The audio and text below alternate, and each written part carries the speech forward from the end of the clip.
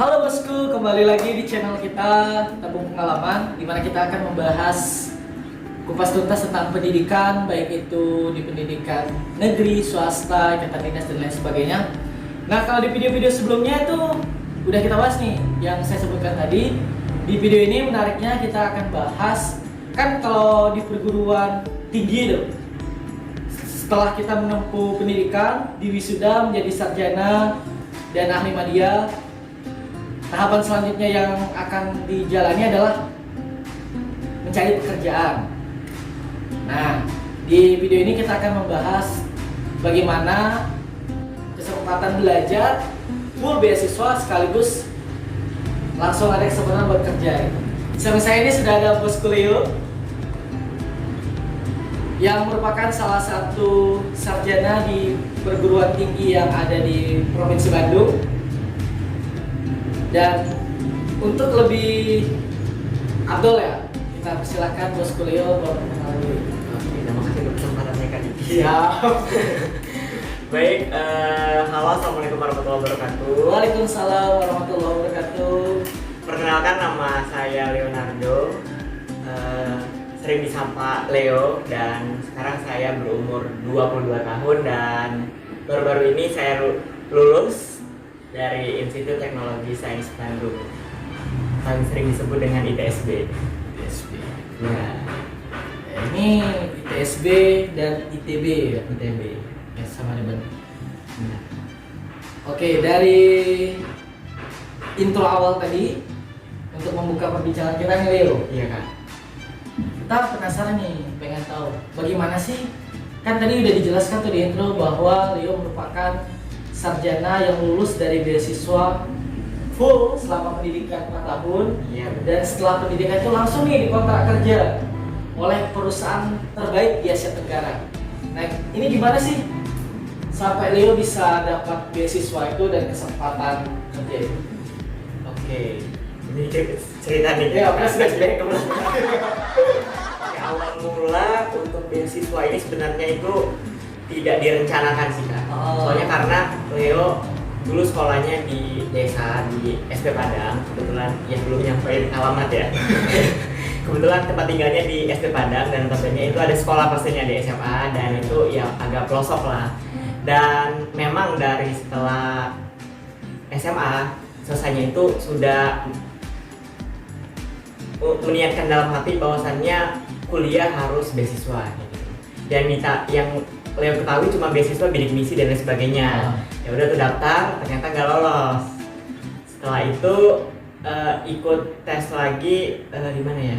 Oh ya, di Poltekkes untuk jalur undangan juga. Ternyata di Poltekkes lulus. Nah, di Poltekkes jurusan D4 Gizi. Nah, setelah D4 Gizi, nah awal-awal ini dari lulus D4 Gizi, pas sudah lulus ternyata harus ada syarat yang harus ke sekolah. Nah, pada saat ke sekolah itulah baru ditawarkan oleh sekolah bahwasanya bakalan ada beasiswa ikatan dinas full beasiswa untuk kuliahnya gratis tanpa bayar Rp1.000 pun, dan juga ada uang kos, terus juga uang makan, terus juga jaminan kesehatan dan lain sebagainya itu full. Setelah dapat tawaran dari sekolah, tapi nggak langsung nerima nih Kak, tiba-tiba iya Pak mau, enggak, tapi langsung bilang ke sekolah mungkin mau dirembukan dulu sama orang tua. Nah, ternyata setelah dirembukan sama orang tua juga menyetujui dan sangat bagus proyek ke depannya, tapi tidak terlalu berambisius untuk aku harus lolos nih, enggak, karena udah lulus di Poltekkes kemarin. Dan ternyata ya udah ikutin aja alurnya, tes wawancara, tes dan segala macam udah ikut, dan umumnya itu cukup lama Kak, hampir kayak berapa bulan, cukup lama, dan mikir bakal nggak lolos nih, yaudah lanjut aja ke Poltekkes, dan udah langsung ikut ospek di Poltekkes, dan hari terakhir ospek itu baru tahu bahwasannya lulus, dan itu dilema banget nerima lanjut ke Poltekkes atau nerima ITSB. Dan uang kan udah bayar tuh Kak, segala macam udah tuh hampir berapa cukup lah kalau uang awal kuliah tuh. Pas sudah itu ya udah dengan berat hati meninggalkan Poltekkes dan memulai cerita baru di ITSB. Dari yang dulunya dunia kesehatan sampai ke teknik gitu ya. Iya benar Kak, dan juga itu Medical kayak engineering. iya benar banget Kak, dan juga kan cita-citanya dulu pengennya jadi dokter nih. Ya udah kesehatan gizi ya nyangkut lah dokter, ternyata pas sudah masuk di ITSB ini kan jurusan teknik Kak, itu bukan basic real banget, dan ya udah harus diterima karena mikirnya ke depan ya di PT Oki itu juga orang yang kerja maaf nih kasaran atau yang kayak proyek-proyek gitu aja udah gede Kak gajinya, apalagi kayak bahkan kerja insya Allah gajinya ya cukup lah. Lulusan terdidik lah. Iya benar sih Kak. Tadi sempat Leo singgung bahwa untuk dapat beasiswa ini udah terakhir tuh pas udah wawancara segala macam, udahlah udah ranking lulus lah, nggak ada kabar.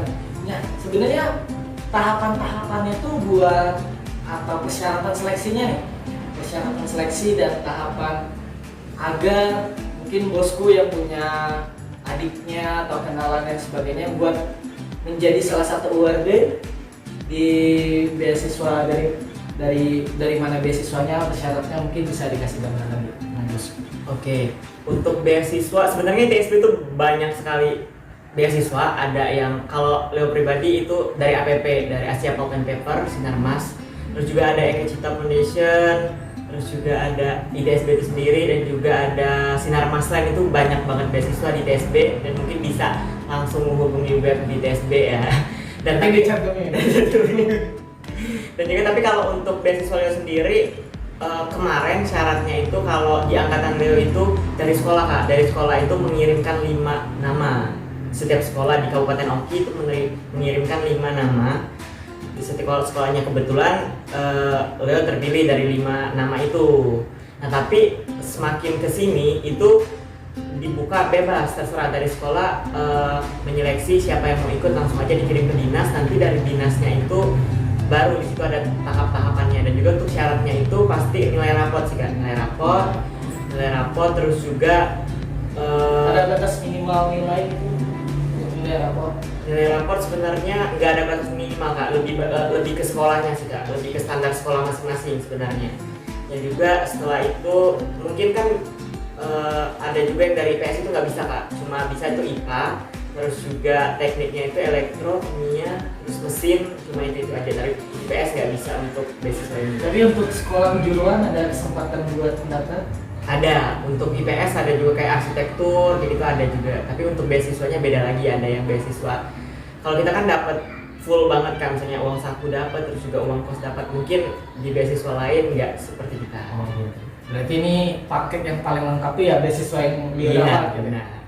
Nah tadi disebutin tuh udah dapat uang saku, udah dapat uang kos, bahkan kalau mudik pun itu di cover ya. Iya benar banget, itu lupa banget. Itu luar Satu biasa. tahun sekali itu dapat uang transport, Iya, ya pulang pergi, ya mudik.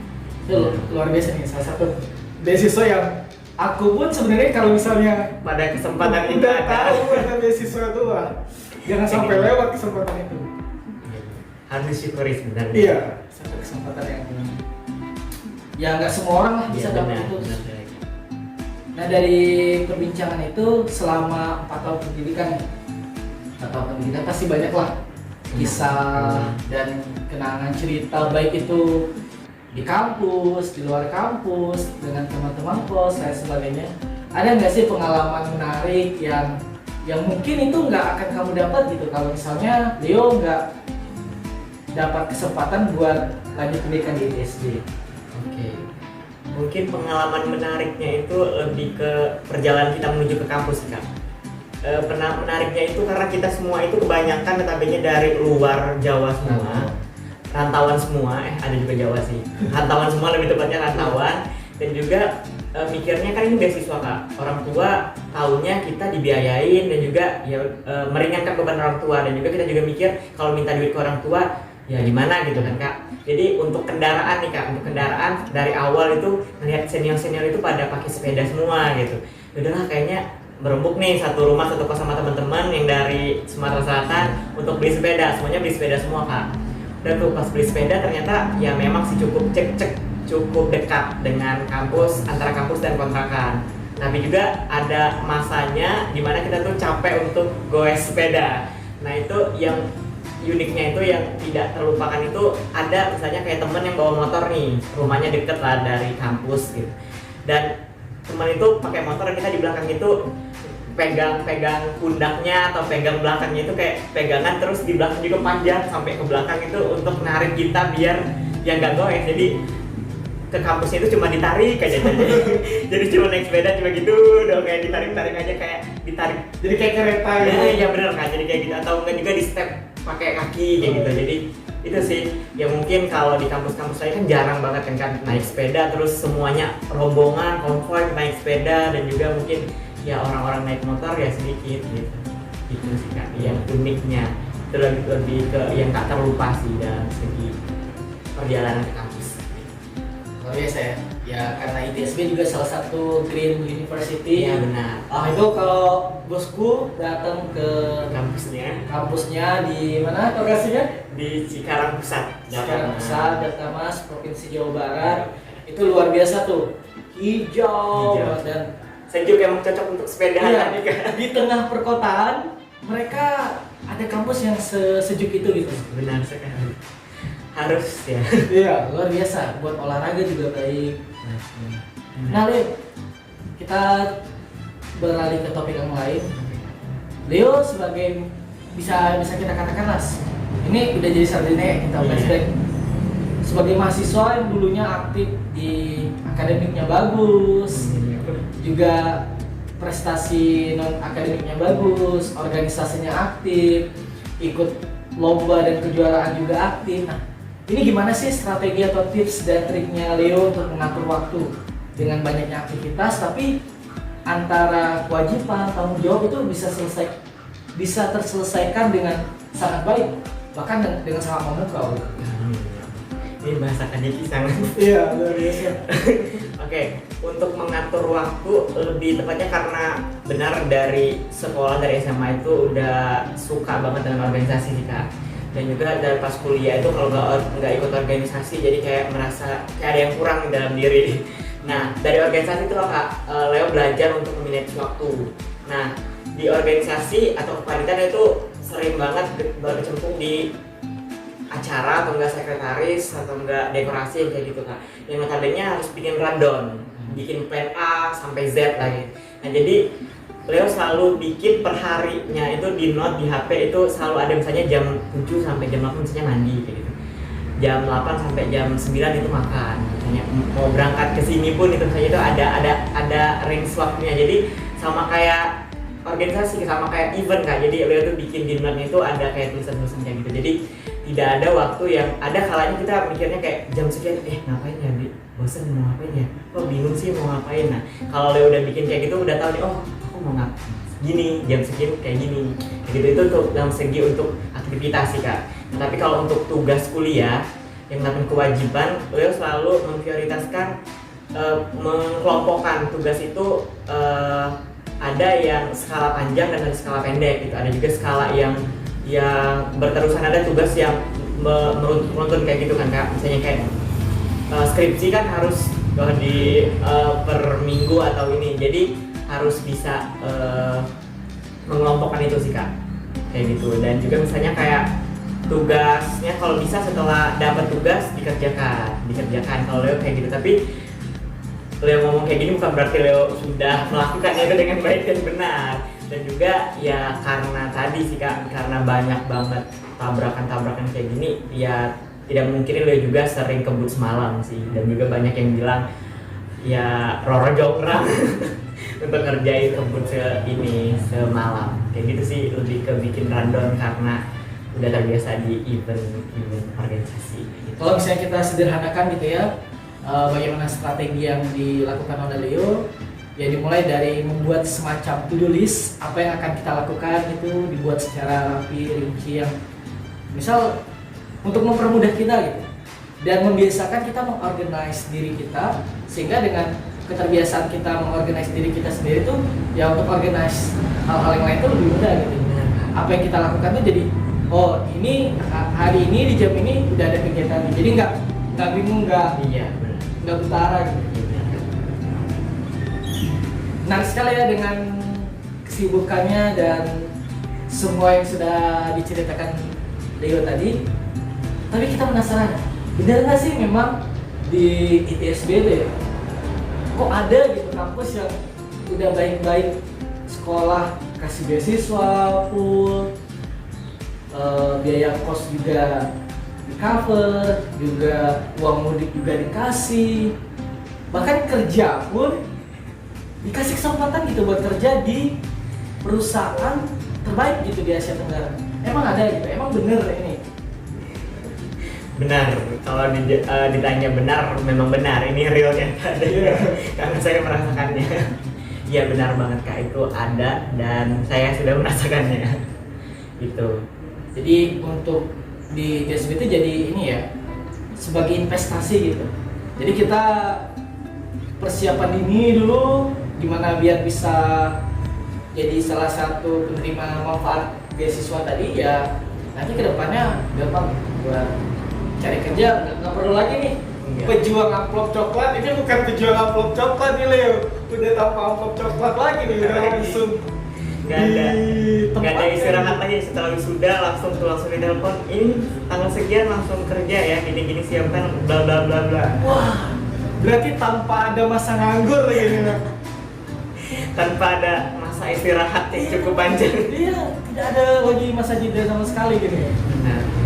Nah tadi sempat disinggung tuh wisuda sebagai salah seorang yang merasakan, ya kita tahu lah, momentum wisuda adalah salah satu kesempatan orang untuk akhirnya aku berhasil nih, apalagi udah berjuang dengan skripsi yang ketemu sama dosen pembimbing. Iya betul sekali, cari dosen pembimbing dari awal sih, dari menentukan topik, terus teori yang digunakan lah dan sebagainya, dan sampai akhirnya kita berhasil nih lulus. Itu kan wisuda itu sebagai momentum selebrasi buat kita gitu, yang biasanya orang berbondong-bondong datang gitu mengabadikan momen di kampus tercinta yang telah membentuk kita menjadi pribadi yang seperti saat ini, lebih baik lagi. Dan karena adanya pandemi ini tidak memungkinkan. Iya, tidak memungkinkan, akhirnya harus wisuda secara virtual yang di depan kamera saja, di depan laptop.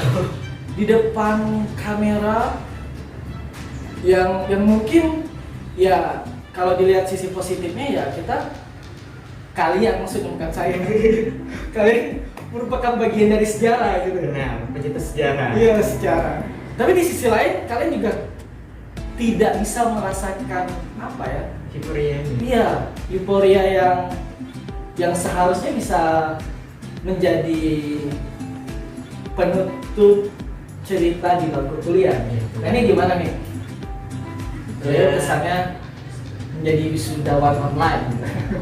Sebenarnya sih kalau mau disesali atau mau dirasakan sebenarnya cukup menyakitkan sih Kak. Kalau mau diceritakan itu, karena ya benar tadi ya, apalagi kan kuliahnya di Pulau Jawa nih Kak, rantau, dan juga pasti orang tua tuh pengen melihat kampus itu kayak gimana sih kayak gitu. Kayak gimana sih anak-anak saya di sana tuh kayak gimana keadaannya, terus juga makannya kayak gimana gini-gini, pasti kepo lah orang tua, pengen kesana juga dan juga pengen liburan lah ke sana gitu. Dan juga udah 4 tahun, udah jauh-jauh ternyata nggak kesampaian kayak gitu. Dan juga memang benar setiap mungkin itu akhir untuk menutup kuliah kita kan Kak, ya dirayakanlah dengan wisuda ini gitu. Ternyata wisudanya di rumah di depan kamera, itu ada rasa sedih juga, tapi patut disyukuri karena juga baik lagi ada sebagian yang pengen kuliah tapi nggak kesempatan gitu. Dan juga mungkin juga ada yang sama sekali univ yang nggak kuliah nggak wisuda sama sekali Kak, jadi kayak masih ngambang kayak gitu kapan wisuda atau enggak. Dan juga karena kita ini beasiswa ikatan dinas, jadi mau tidak mau ya harus wisuda dan harus selesai 4 tahun dan harus diperkerjakan kayak gitu. Jadi ya patut disyukuri sih Kak, kalau ditanya itu ya ada rasa sedih dan nyeseknya itu ada, Tapi tetap disyukuri. iya disyukuri. Saya nyesek tapi saya bersyukur. Saya bersyukur, saya langsung kerja. Luar biasa nih. Nah, dari pengalaman-pengalaman Bos Kulio, dari cerita-ceritanya di DSB yang bisa dikatakan salah satu kampus terbaik itu untuk menjadi seorang engineer berkelas, karena langsung diproyeksikan untuk bekerja di perusahaan terbaik sebenarnya, perusahaan Sinarmas. Dari perjalanan yang Leo hadapi tentu adalah pengalaman-pengalaman yang apa ya, enak nyebutnya pengalaman yang mendewasakan. Iya. Mungkin Leo pernah merasakan satu pengalaman yang berkat menerima beasiswa dari Sinarmas ini dengan program-program yang setelah saya searching nih, bahwa di Sinarmas ini mahasiswanya nggak cuma belajar doang gitu, ada juga kegiatan-kegiatan kemanusiaannya yang melakukan kegiatan-kegiatan sosial seperti donor darah, lain sebagainya. Momentum yang mana sih yang menurut Leo dengan momentum itu luar biasa gitu dampaknya, sehingga Leo bisa mentransformasi diri itu menjadi yang dulunya ya mungkin terlalu kekanak-kanakan, tapi dengan momentum itu, oh ya, aku masih tetap bisa jadi anak Indonesia, remaja Indonesia, pemuda Indonesia.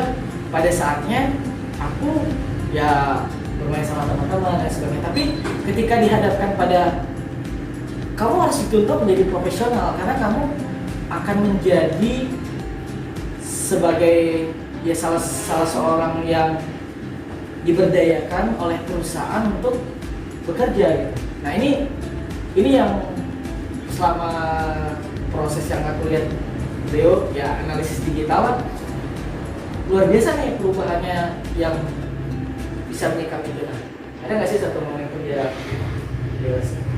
Mendewasakan lebih ke lingkungan di sana sih kan, dan juga mungkin yang mendewasakan aku pribadi itu lebih ke sahabat sih, sahabat yang mendewasakan orang-orang terdekat lebih tepatnya. Karena jujur benar sekali aku tipikal orang yang masih kekanak-kanakan dan juga orangnya masih ngambekan banget, dan juga dari kampus ITSB inilah yang mendewasakan sih Kak. Apalagi di organisasi juga sih Kak. Sebenarnya kalau di bidang organisasi kan banyak juga nih event-event yang membuat kita Leo menjadi dewasa. Terlebih kemarin itu juga kita ada baksos ke anak yatim piatu kayak gitu. Jadi melihat mereka, oh kayak gini nggak boleh manja nih, kalau melihat anak-anak kayak gini nggak boleh manja kayak gitu. Dan juga itu dari segi event. Kalau dari segi lingkungan atau sahabat sendiri itu beruntungnya Leo mendapatkan sahabat yang langsung sering jujur kayak gitu. Le, kamu tuh orangnya kayak gini kayak gitu, nggak boleh kayak gini. Jadi mikir juga nih Kak, oh aku kayak gini ya ternyata, oh aku kayak gini gitu.